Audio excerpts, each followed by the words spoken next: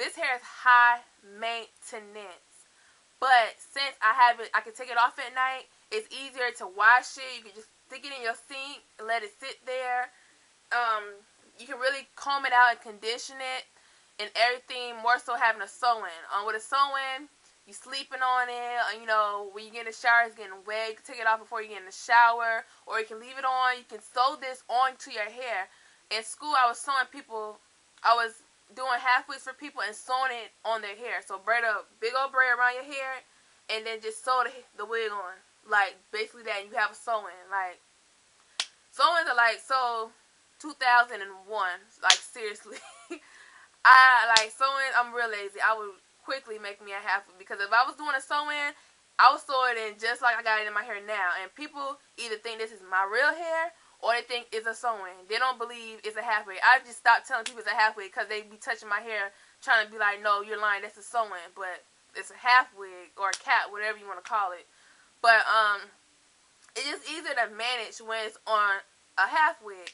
Also, my tracks are folded. I didn't cut any of my tracks. So when you want to take it off the half-wig, because eventually you're going to have to switch caps, because the cap will probably get old like any other wig cap will get old.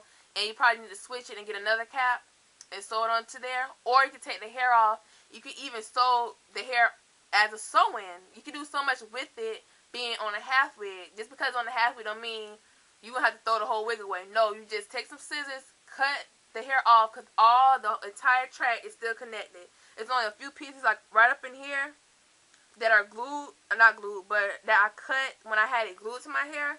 It's a few pieces that are cut.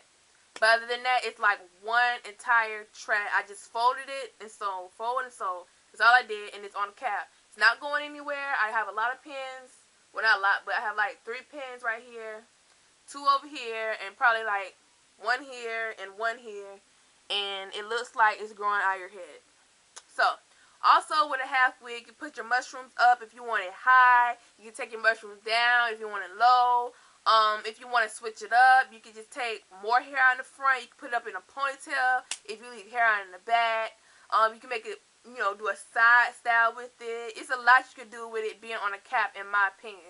With a sewing, you're kind of limited, because once, you put it in, you know how you get a sewing the first week, it looks fine, but after a while, it looks kind of, okay, it's not as exciting no more. With a half wig, you can easily switch it up. You can move your combs over this way to make it fall in your face like this. You can make a mohawk.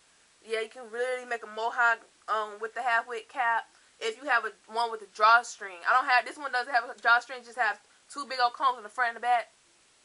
So that's just the cap that I chose to sew it onto, because I don't need a drawstring because I already have a headache because this thing too tight. So seriously, it's easier to deal with when you want to really, if you're the type of person that wash your hair a lot, your natural hair a lot, a half wig doing this is a lot better, because to me, with sewing, that's why I don't really keep my invisible parts long, besides the fact that I just changed my hair, like I changed my channels on my TV, even though I don't watch TV, but you know what I'm talking about.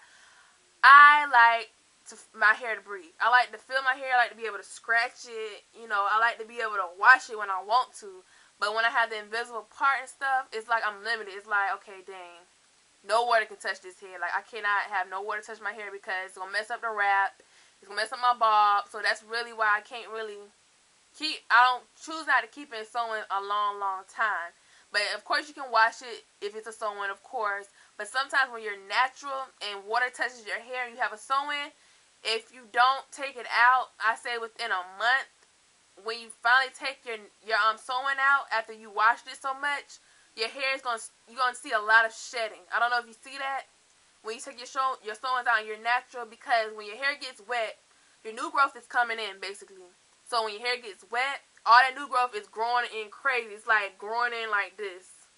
Like that. It's just growing in. And that water is really soaking into your roots. So it's kind of creating a moisture that makes your hair mat up like a dread. Because I remember one time I had kinky twist and my hair would get wet. Like, I wouldn't wash it. It would just get wet. And I took them things out. I had like a dread in my head. I was like, what the? It just got wet a little bit. You know what I'm saying?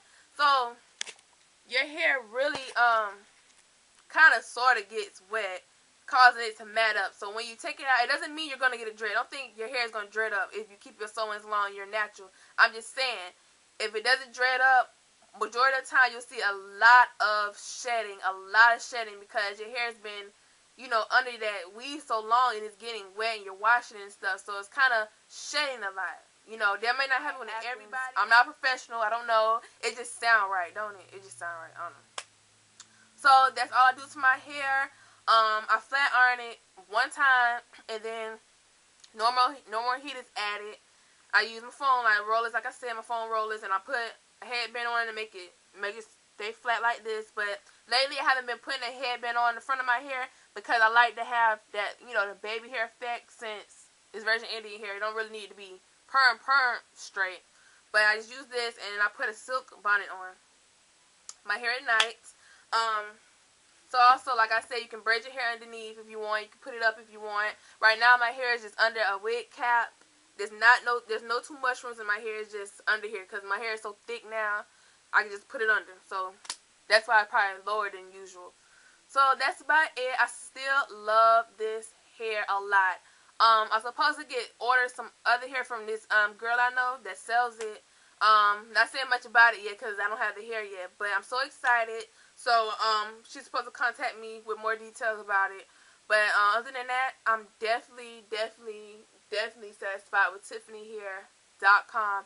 Just a lot you have to really think about when you get this hair. It's not like regular human hair. You have to know exactly how you gonna deal with it, because it's a lot to deal with. But you will get mad compliments. I mean, people will give you this look like,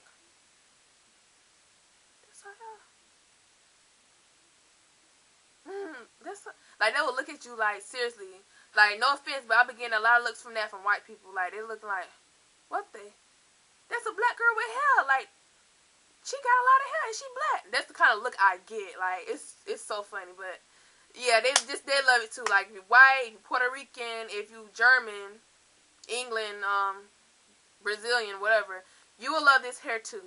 Indians, you probably would too, even though this is your hair. But you should love your hair too, because you guys have beautiful hair, Indians. You have some beautiful hair.